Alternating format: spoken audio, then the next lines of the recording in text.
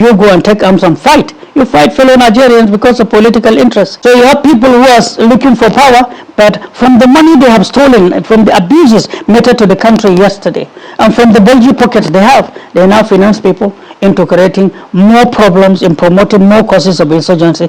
Yes, my Binet family, please, everyone must see this video. Just they hit this like button. They share this video. Anytime al-mustapha speak, they always expose the cabal of this country.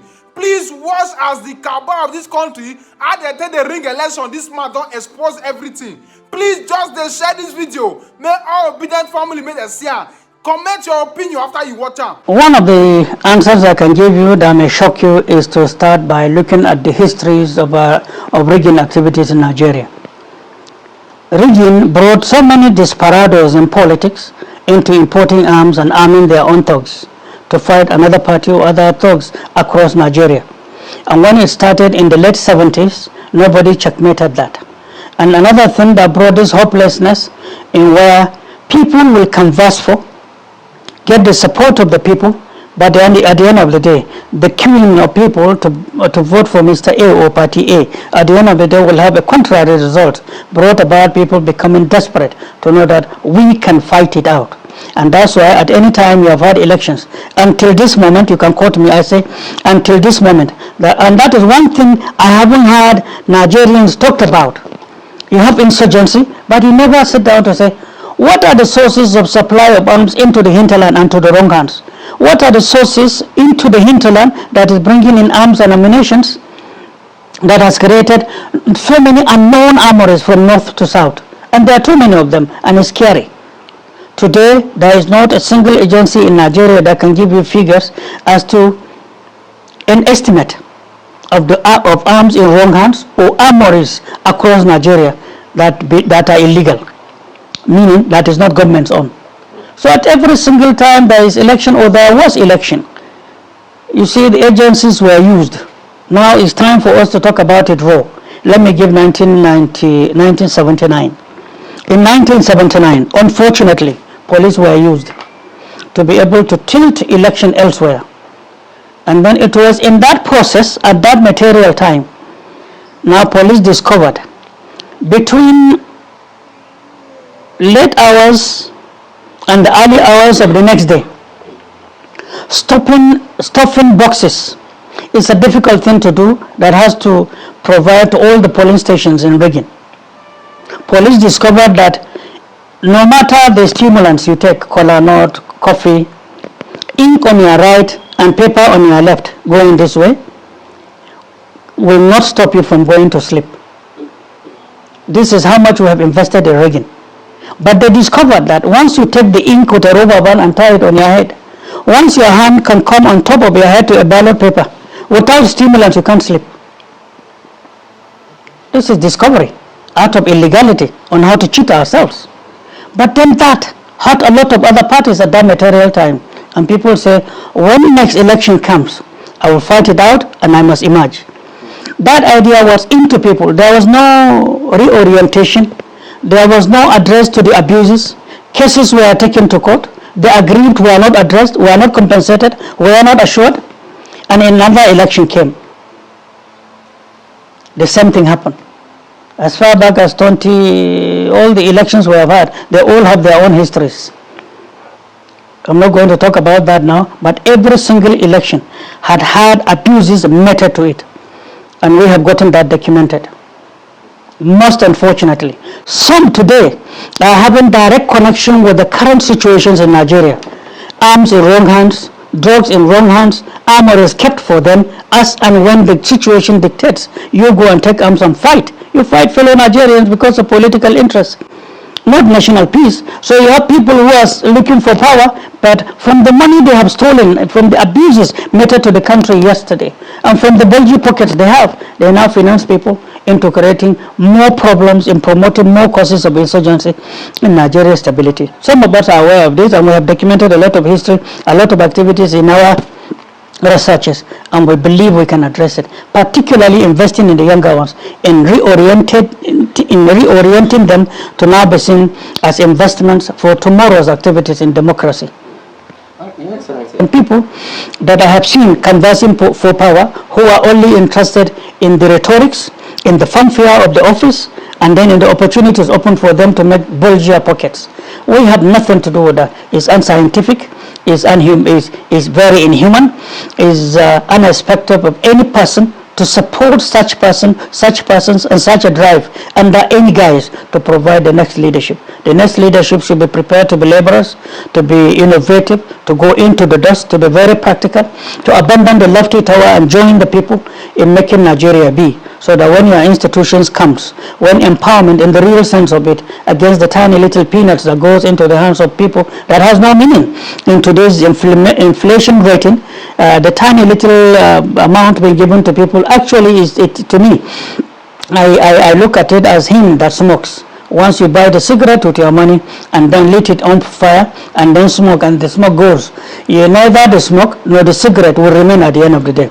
The cigarette will go away, the cigarette will burn out, the smoke will disappear, and at the end of the day you are left less, and it's also affecting your health. That's the greed in Nigeria. They steal from you, they invest outside. They steal from you, they tell you lies. They steal from you, they misrepresent you. They steal from you and call you names. They steal from you and see you as animals and give you tiny little things and when election comes. They steal from you and present themselves as holier than thou. They are making fool out of the society. Such people are not needed. By definition in any law, such person or persons who have such qualities are regarded as enemies of state. For example, you take any of these countries that Nigerians are always quick to talk about in copying their democracy there from, or laws, or social supportive programs. You take at any of them and you go to display 5% of such conduct as they do in power, they will end up in prison, they will never be statesmen, and they'll be treated as enemies of state. So until such a time where the entire general population of Nigeria will be sensitized to know, these are expectations of leadership at all levels. Anything short of this, be on your feet, kick them out of power. You are not promoting insurgency, I'm not promoting treason, but all I'm saying is what the law is expected of a leader. That's why you see when they come to campaign, and when you see them frowning at the provisions of the law from the expectations of a leader, and the moment a person or persons frown at what is expected of him to exhibit to the people, then get to know that he is one of such deceits and you never can rely upon. Okay. In an exercise which says for me, of me, by me, which is an exemplified definition of greed in Nigeria, most unfortunately. And the second question, it has to do with leadership, correct? Yes. Leadership in Nigeria. Leadership in Nigeria that by your own assessment even, and then by the assessment of every patriot has failed. The issue of confidence rekindling to people's hope, or confidence or rekindling of people's faith in leadership in Nigeria actually has a bigger question mark today, in that numerous governments came and left. But we at all times material never sit back to, in retrospect, examine the fundamental issues. Number one, let me give an example with budgets alone. If you go back to decades past, there was never a time the elites or any association or associations decides to come together to look at the performance of a government from the point of view of budget performance alone. Like this is July or August. If you look at the year 2022, I don't think there is anybody known to Nigerians that has sat down to examine the performance of the budget so far. And that alone is very detrimental to the country's checks and balances formula. So that is to say that every institution, every organ of government that is involved is just busy doing whatever they like, because nobody sits to ask questions, nobody re-examines what they do. So from conception to performance of budget to the execution of budget in phases as it affects ministries, parastatals, or arms of government, you realize that numerous things are there but very faulty. And then Nigerians are either intellectually nonchalant or lazy when it comes to checkmating their rights, from preparation to bringing it into law, every fiscal budget, and talk less of its performance. In our research, I tell you this today, We've been to numerous ministries directly and in some cases indirectly using our teams. And this took us some 5 years, now 8 months we are into. We went to numerous parastatals to look at the budget and look at the attitude of the ministry or the parastatal in seeing what they do. There are a lot of waste. And I don't think if this is the attitude that we saw, then Nigeria is just there with budget that is faulty, wrongly executed, with greed being the driving force of many. So if from the structures we see there is any executive arm of government and that can operate from the structure that we have seen, like the one in this government of the day, there is no way you can either trace, track, evaluate, or get to know what they do by the day. And what most of these ministries do by the day is a capital shame and is disheartening, very disturbing, I tell you. And there is no way any budget can be seen to be executed or to say at the end of every fiscal year, you can say the budget has performed at least more than 60% like it is.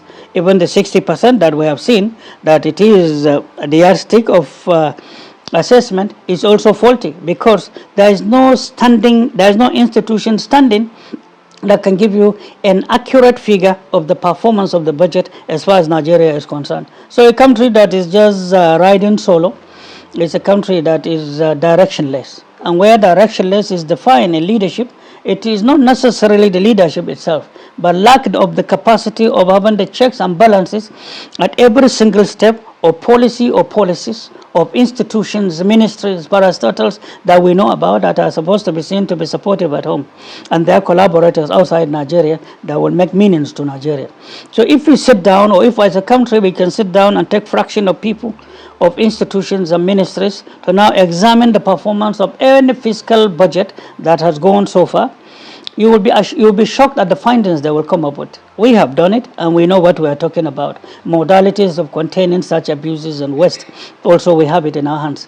That's why we have confidence that when leadership comes to our hands, there will be new structures, because we discovered that only in Nigeria, when you conceive a policy, you equally should be seen to conceive modalities of protecting that policy to come to execution. In other countries where the institutions are standing, all you have to do is just to come up and innovate a policy and set it on, and it will begin to operate for and on behalf of the country and the people. The leadership will do little. But in Nigeria, coming up with the conception alone is not enough. But you have to now be seen to follow through with the protective measures through to the channels of actualization for the people and for the country. In the absence of that, you may have the policy, but it may not take an inch from you. It will fail because there's no driving force from the point of view of having any institution standing.